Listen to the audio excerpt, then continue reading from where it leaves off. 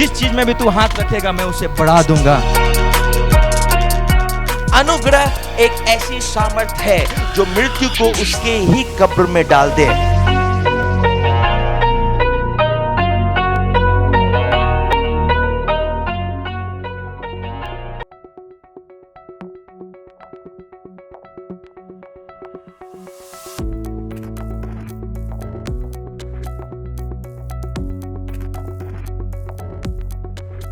आज जिस सब्जेक्ट में मैं बात करने वाला हूं, सब्जेक्ट का नाम है परमेश्वर की धार्मिकता।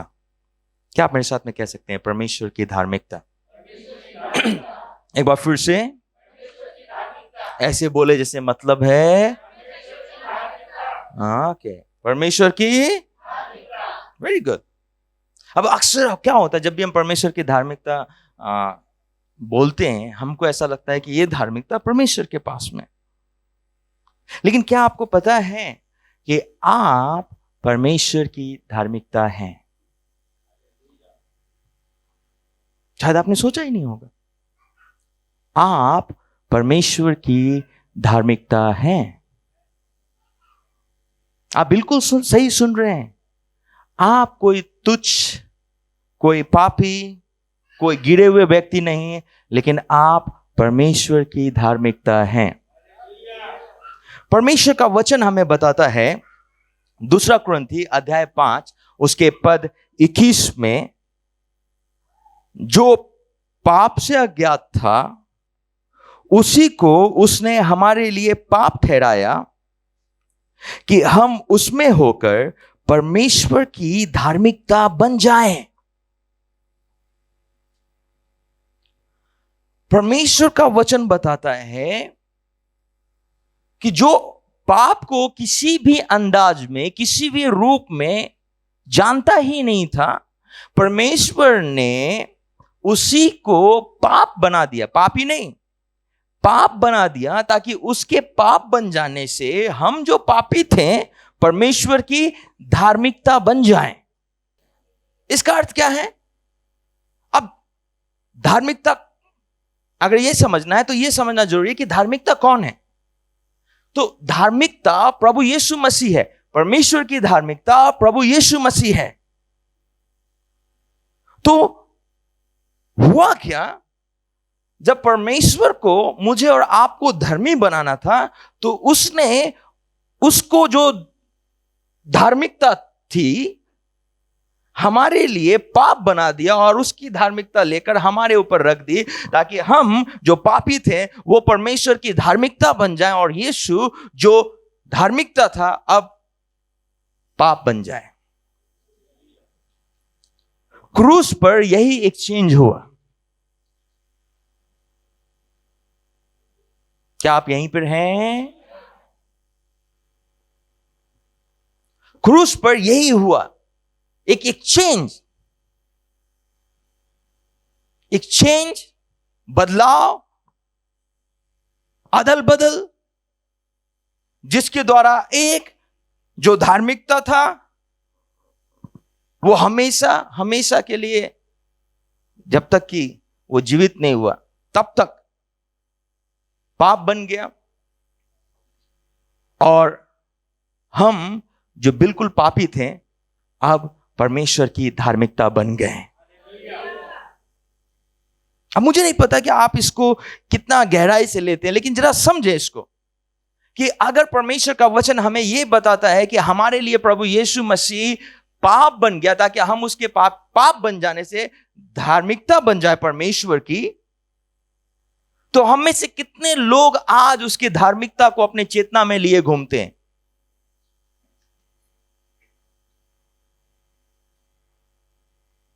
हम में से कितने लोग उसकी धार्मिकता को अपने चेतना में लिए घूमते हैं? जहां पर उसका वचन हम लोगों को परमेश्वर की धार्मिकता बताता है, वहीं पर हम अपने पापीपन के लिए और पापीपन के विवेक के लिए हमेशा परमेश्वर के आगे गिड़गिड़ाते रहते हैं। अगर आप अपनी प्रार्थनाओं को भी सुनेंगे तो आपको पता चलेगा कि आपका 60% प्रार्थना गिड़गिड़ाना होता है परमेश्वर के आगे कि परमेश्वर आप मुझे क्षमा कर दें, मेरे इस पाप के लिए, मेरे उस पाप के लिए। लोग अज्ञानता में गिड़गिड़ाते रहते हैं, ये न जाने बिना कि परमेश्वर ने किसी को आपके लिए पाप बना दिया ताकि आप उसके पाप के द्वारा, पापीपन के द्वारा धर्मी बन जाएं। और केवल धर्मी नहीं, यहां पर वचन में लिखा हुआ है, अगर आप इसको ध्यान से पढ़ेंगे तो लिखा हुआ है कि हम उसमें होकर परमेश्वर की धार्मिकता बन जाएं। लेकिन नहीं, हमको अच्छा लगता है धर्मीपन की प्रार्थना करना। प्रभु, हम तो तेरे समक्ष आए हैं, तेरे हाथों के नीचे हमने पाप की है, हमारे पापों को क्षमा कर दे, अपने लहू से साफ कर दे। और ऐसा लगता है मानो हमने परमेश्वर को सफाई करने वाला समझ के रखा है कि जब भी आप गलती करें तब वो आपको आकर क्षमा कर दे। बिल्कुल नहीं, ये आप इसीलिए करते हैं क्योंकि आपको परमेश्वर के वचन का प्रकाशन नहीं है, उसने जो क्रूस पे किया है उसका प्रकाशन नहीं है। अब चर्च ने भी इस स्थान में बहुत अच्छा काम किया है। चर्च ने यह बताया है कि आपको परमेश्वर की धार्मिकता की आवश्यकता है। चर्च ने यह बताया है कि मनुष्य कितना कमजोर है। चर्च ने यह बताया है कि आप परमेश्वर के आगे जाने के योग्य नहीं हैं। चर्च ने यह बताया है कि आप विश्वास में कमजोर हैं। चर्च ने यह बताया है कि आप कितने तुच्छ हैं। लेकिन शायद चर्च ने एक चीज नहीं बताया। कई बार चर्च ये बताने से चूक गई कि परमेश्वर में आप कौन हैं। चर्च शायद ये बताने में चूक गई कई बार कि यीशु मसीह में आपके लिए क्या प्रबंध है। चर्च ने मनुष्य की कमजोरी को गिनवाया। चर्च ने मनुष्य के पापीपन के अवस्था के लिए उसको अवगत कराया। लेकिन चर्च ये भूल गई लोगों को बताना कि वो कितने धर्मी हैं। चर्च ने केवल एक पार्ट दिखाया है सिक्के का, और जो इस साइड की जो एक्सपेक्ट है वो बताना भूल गई। क्या आपके लिए प्रभु यीशु मसीह में क्या क्या प्रबंध है।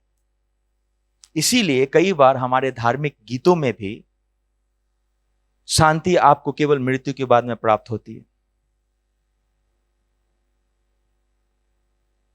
उद्धार शरीर छोड़ने के बाद में मिलेगी।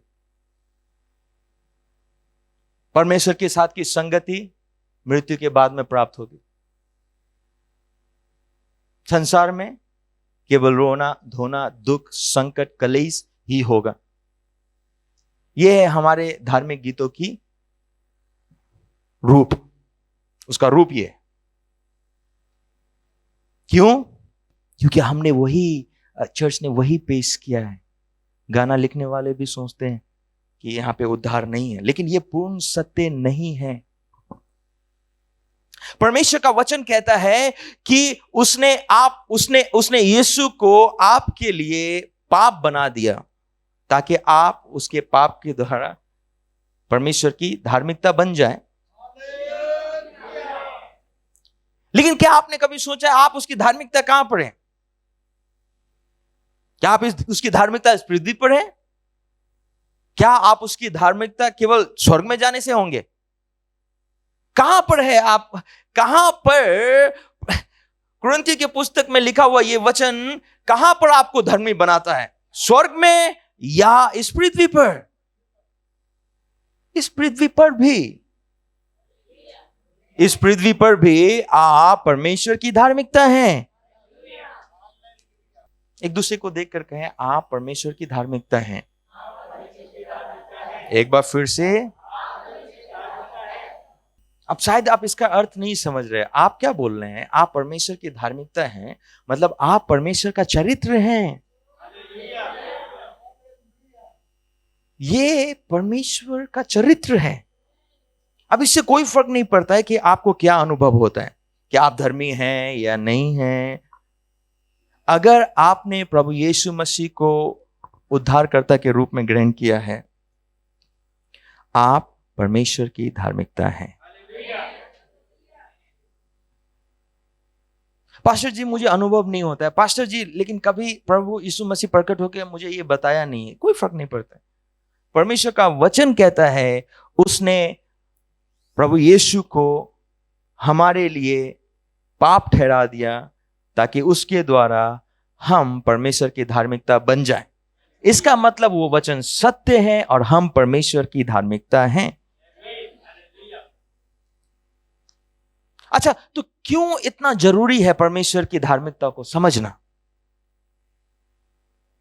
और ये आपको जैसे संदेश खत्म होगा आपको पता चल जाएगा क्यों इतना जरूरी है परमेश्वर की धार्मिकता को समझना। लेकिन मैं आपको बता देता हूं, आज ज्यादातर लोग टूटे हुए हैं, इसीलिए नहीं क्योंकि शैतान उनके पीछे है, केवल इसीलिए क्योंकि उनको पता नहीं है कि वो परमेश्वर की धार्मिकता है। ये पता होना कि आप परमेश्वर की धार्मिकता हैं, आपको ये एक चाबी देती है हर एक बातों के लिए कि आप कुछ भी खोल दे। ये पता होना कि आप परमेश्वर की धार्मिकता हैं आपके लिए बहुत सारे मौकों को खोल देती है जिससे आप बहुत कुछ प्राप्त कर सकते हैं। पौलुस ने कहा मेरे लिए सब कुछ संभव है। क्यों? क्योंकि पौलुस को पता था पौलुस परमेश्वर की धार्मिकता है। पौलुस ने कहा क्या जीवन क्या मृत्यु सब कुछ मेरा है और मैं मसीह का हूं, क्योंकि उसको धार्मिकता पता था। वो कौन है? उसको धार्मिकता के विषय में बिल्कुल ज्ञान था। सो धार्मिकता का अर्थ क्या होता है? जब हम बोलते हैं धार्मिकता, राइचियसनेस, उसका मतलब क्या होता है? धार्मिकता का अर्थ है कि आप बिना किसी दोषीपन के भावना के परमेश्वर के आगे बिना डरे अधिकता से खड़े हो जाएं और परमेश्वर को कहें परमेश्वर मुझे ये चाहिए। धार्मिकता आपको कुंजी देती है, एक चाबी देती है परमेश्वर के आगे सीना फुला के खड़ा होने के लिए, सिर झुकाने के लिए नहीं।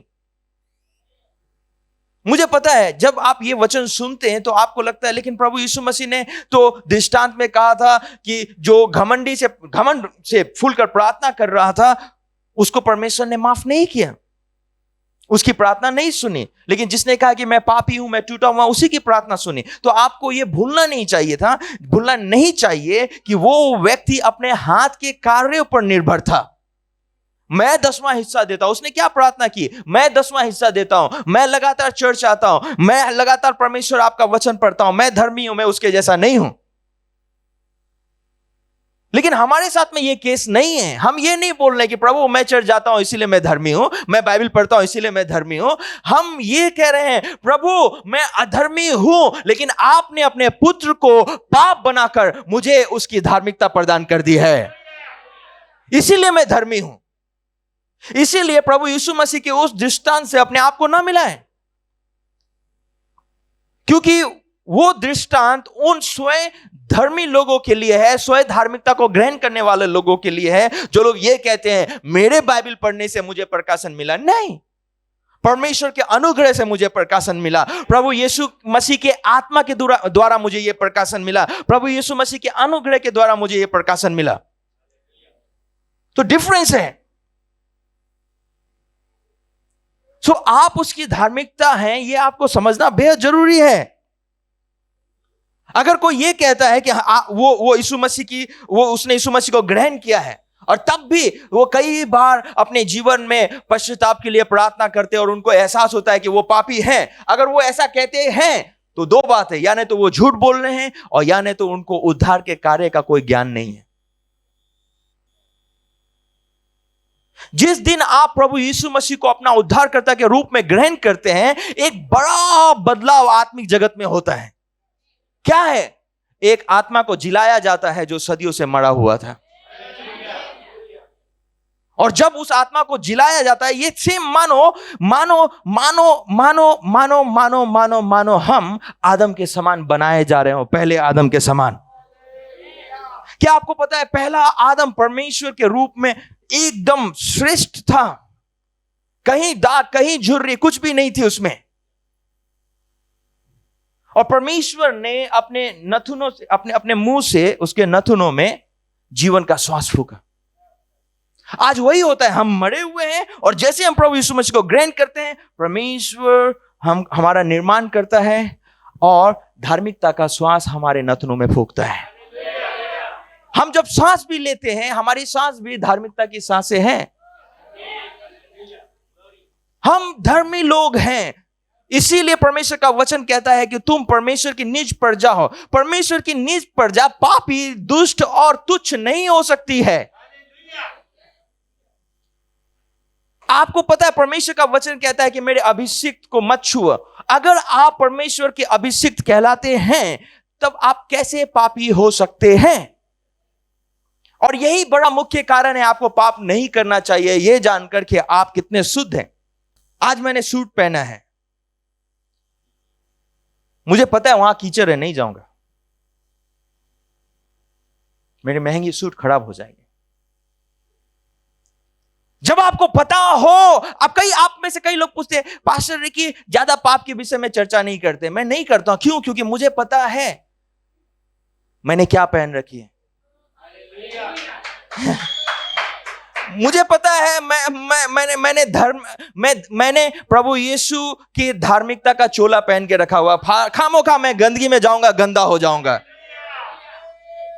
कई लोग खैनी खाते हैं, कई लोग गुटखा खाते हैं, इसीलिए क्योंकि आप परमेश्वर की धार्मिकता को नहीं समझते।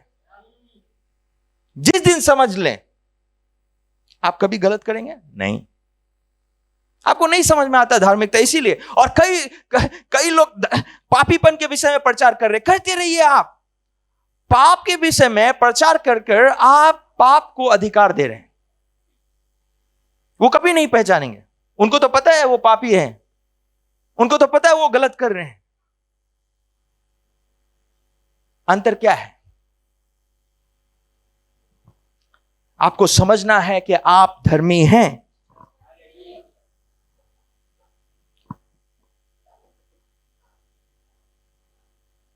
आप में से किसी लोगों के लिए भी पाप समस्या नहीं है। क्यों? क्योंकि परमेश्वर ने अपने पुत्र में पाप की समस्या का समाधान कर दिया है। उसने अपने पुत्र के बलिदान को आपके समक्ष रखा ताकि आप उसके बलिदान के द्वारा हमेशा हमेशा के लिए परमेश्वर की धार्मिकता बन जाए।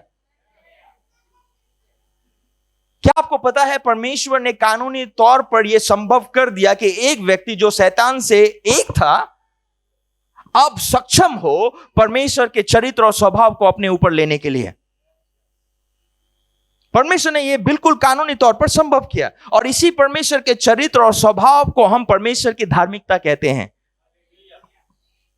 तो परमेश्वर की धार्मिकता परमेश्वर का वो चरित्र है जो वो अपने उन लोगों को प्रदान करता है जो लोग प्रभु यीशु को अपना उद्धारकर्ता के रूप में ग्रहण करते हैं।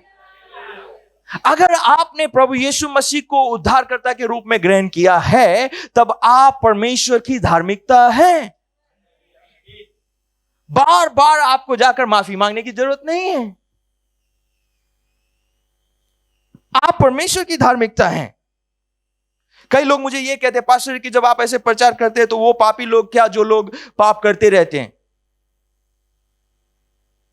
अगर आप प्रभु यीशु मसीह को ग्रहण करने के बाद भी लगातार पाप कर रहे हैं तो शायद आपने परमेश्वर के प्रेम को नहीं पहचाना है, उसके अनुग्रह को नहीं पहचाना है। परमेश्वर का अनुग्रह पाप के सामर्थ्य को हमेशा हमेशा के लिए खत्म कर देती है। आप पाप के सामर्थ्य में हो ही नहीं सकते। इसलिए मैं अपने कलीसिया में परमेश्वर के प्रेम के बारे में ज्यादा बात करता हूं, ना कि पाप के विषय में। क्योंकि जिस दिन आप परमेश्वर के प्रेम को सही तरीके से समझ लेंगे पाप का प्रभाव आपके जीवन में खत्म। पुराने समय से समस्या हमारे जीवन में कहां पर है? क्यों? क्योंकि हम नहीं समझते। पुराने लोगों ने भी नहीं समझा था, आज के लोग भी नहीं समझ पा रहे हैं कि परमेश्वर का अनुग्रह आपको आजादी देती है, धर्म के काम नहीं। तो अगर आपने प्रभु यीशु मसीह को ग्रहण किया है तो आपके अंदर पाप का प्रभाव खत्म। अब इसे आप ऐसे समझे, एक मरा हुआ व्यक्ति परमेश्वर की उपस्थिति में खड़ा होने लायक नहीं है। अगर आप इब्रानियों की पुस्तक पढ़ेंगे, अगर आप पुराने नियम को पढ़ेंगे, आप समझ जाएंगे एक मरा हुआ व्यक्ति परमेश्वर के आगे खड़े होने योग्य नहीं है। इसलिए पुराने नियम में भी महायाजक साल में केवल एक ही बार जब पश्चाताप करने आता था, वो भी साल में एक बार खड़े होता था। वो भी पहले अपने आप को शुद्ध करता था। तो अगर आज आप परमेश्वर के आगे खड़े होकर ये भी गिड़गिड़ा रहे हैं कि परमेश्वर मैं पापी हूं, तो आपको भूलना नहीं चाहिए परमेश्वर ने वो भी करने की अनुमति इसीलिए दी है क्योंकि उसने आपको धार्मिकता बनाया है। ऐसा ना सोचे कि आप अगर आप धर्मी नहीं है तो आप उसके सामने खड़े होकर भी रो सकते, नहीं, रोने का मौका ही नहीं मिलेगा, वो आपका प्राण निकाल लेगा अगर आप धर्मी नहीं है तो। लेकिन यीशु के द्वारा उसने हमें ये मौका दिया कि हम उसके सामने कम से कम गिड़गिड़ा भी सकते हैं। तो मरा हुआ व्यक्ति परमेश्वर के आगे नहीं जा सकता है, लेकिन आप हर एक सुबह जाके परमेश्वर के आगे गिड़गिड़ाते, प्रभु मैं पापी हूं, मुझे क्षमा कर दे। क्या आपको इसका ज्ञान भी है कि अगर परमेश्वर आपको अपनी धार्मिकता नहीं बनाता तो आप वो गिड़गिड़ाने लायक भी नहीं होते?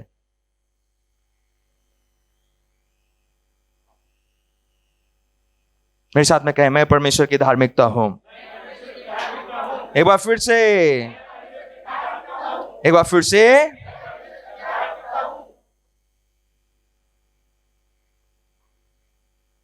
लेकिन आज भी कई विश्वासी अपने अंदर दोषीपन की भावना को लेके चल रहे हैं। बहुत सारे लोग मुझे देख रहे हैं, यहां पे भी बैठे हुए लोग डेली दोषीपन की भावना में दबते जा रहे हैं। कारण ये है कि आपने धर्म को ग्रहण किया है, प्रभु यीशु मसीह को नहीं। कैसे पता चलता है कि आप दोषीपन के भावना में नीचे दबते जा रहे हैं? आपके ये बोलने से नहीं मैं परमेश्वर की धार्मिकता हूं, नहीं। ये तो हम लोग इसीलिए बुलवाते हैं क्योंकि आप अपने आवाज को बार बार क्योंकि सुनने से विश्वास आता है, इसीलिए। लेकिन इस चर्च में भी बहुत सारे लोग पापीपन के विवेक से दबते जा रहे हैं। कारण क्या है? नहीं समझते हैं कि क्रूस पर प्रभु यीशु मसीह ने उनके लिए क्या किया। और अगर आप नहीं समझेंगे तो आप पाप भी करेंगे, गलतियां भी करेंगे। बहुत सारे विश्वासी लोग हैं और दोषीपन की भावना है तो आप डर से प्रार्थना करते हैं।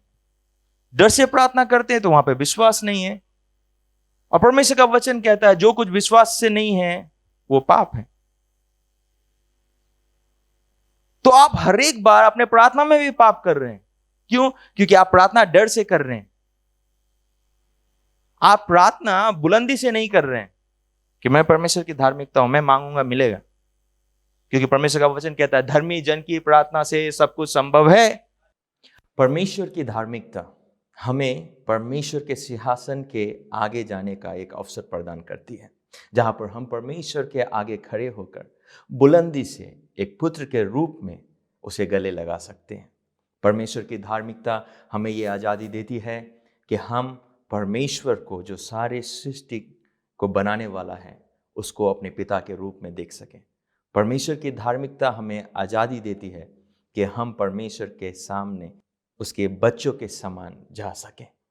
इसलिए बेहद ज़रूरी है कि हम परमेश्वर की धार्मिकता को ग्रहण करना सीखें, न कि स्वयं की धार्मिकता।